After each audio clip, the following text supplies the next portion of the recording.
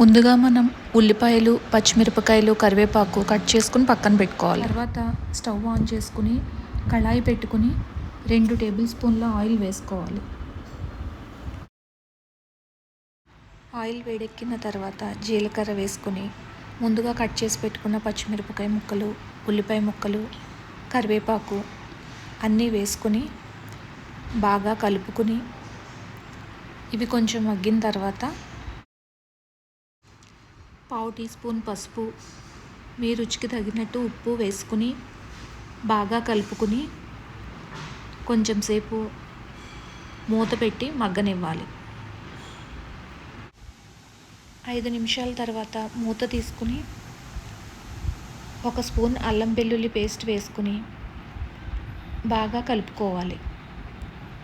ఇవి కొంచెం సేపు మగ్గిన తర్వాత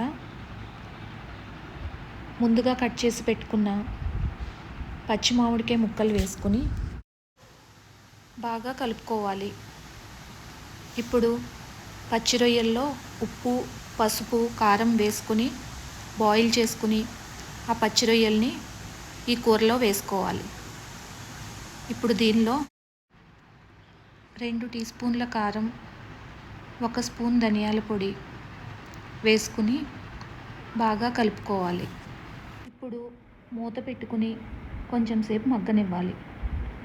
కొంచెం సేపు తర్వాత మూత తీసుకుని 1 గ్లాస్ వాటర్ పోసుకుని బాగా కలుపుకుని మూత పెట్టుకుని మళ్ళీ ఒక 5 నిమిషాలు బాగా ఉడకనివ్వాలి.